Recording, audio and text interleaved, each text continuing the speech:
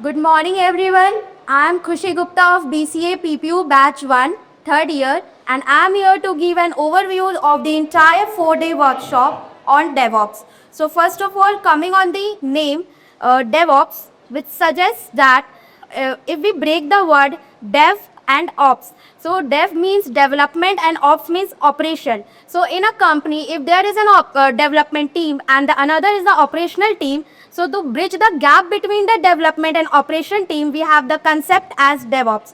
So what basically DevOps do, it automates the task of deploying our code. Like before, it was done manually. The development team used to create the code and the code was given to the operation team, which is used to deploy the code. So there comes the issue that the operations team face some errors while deploying the code because the computer and the server all changes and the environment changes, so errors come there. So this creates a chaos between the development and the operation team.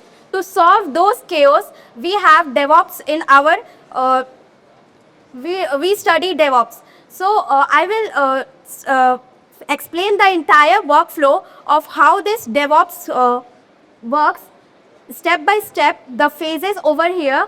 So assume that I am a DevOps engineer and my company is my college itself, that is Simage, and our first step is plan. So we are planning to create a website which has already been launched. All of you know that addons.simage.in. So it was our plan, and the project was given to the developers team. So our first phase was planning. We planned to create a project, that is addons.simage.in. Secondly, the step is code. You can see here, and the coding part is given to the developer team. So the developer creates the code for that project.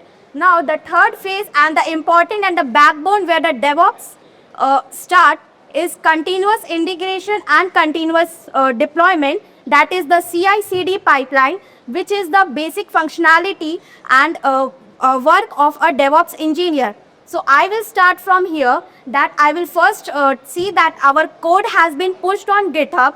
Then I will be closely collaborate with the developer. I will ask what are the languages being used to create the code, so that on running that code behind the server, on the server part, I should know the steps. Like if we are using Python, Django as a backend, so I should know how it is going to run, because I have to mention it in our CI/CD pipeline.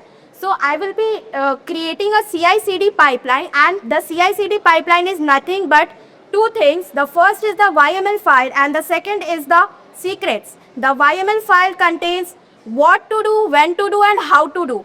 It means that what to do, so we have to do deployment, which is the major task. When to do, so we need to do it in the when to do situation. We need to do it when the push is done. That is the trigger point is the push, and how to do is the script part, which is written in the YML file. The next is secrets. So secrets contain the all the secret keys, and we have three: the host key, the user key, and the SSH key, which we will get from the AWS EC2 instance where the deployment is to be done. So this was the build part where we have initiated the creation of a CI/CD pipeline. Next is the test, which for which tools like Selenium is being used, and for the build part we can use Jenkins, or in our workshop we have used GitHub Actions as the optional tool. So next we have next is the packaging part. If we are using it using Docker, we can create a Docker container, or without Docker also it will work all fine. And next is the deployment. So basically we are writing these things, the YML file and the secrets, for automating the deployment. So everything is automated. Now no manual deployment is done, and no chaos between development and operations team. Once the code is ready, the entire deployment is automated based on a script. So the next was deployment, and when our deployment is done, the team will monitor how is the progress and what is the feedback. Like our director sir has shared one feedback that he wants an admin panel on our addons.simage.in. So it was one of the feedback for from director sir. And the phase of planning, will start. So this process continues. So DevOps is a never ending, and it is a loop which again continues with planning, and then there will be changes made in the code which will be done by the developer team. And once the changes are made, the CI/CD pipeline will run, and the process continues in a loop. So now I will show what we actually did in our workshop. So we started from creating a repo on our GitHub, and then after creating a repo on GitHub, we created an EC2 instance, that is our server on AWS, and then when we linked the AWS and our GitHub by GitHub Actions. So GitHub Actions is the tool which we are using for creation of the CI/CD pipeline. An alternative tool can be Jenkins, which can be used over here. So starting from the GitHub, here is my repo, and you can see that the codes which are already pushed on the repo, and this repository also contains the YML file, that is the steps, the automated steps of deployment.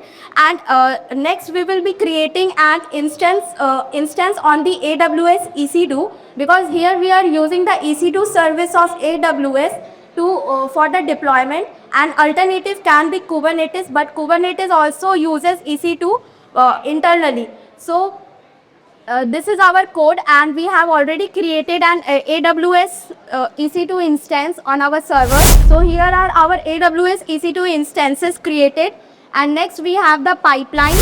So you can see the CI/CD pipeline has already been run over here. I have tested, and this was the pipeline which was written in the YML file, and with the help of secrets to get an access of the AWS EC2 instance, it automated the task of deployment.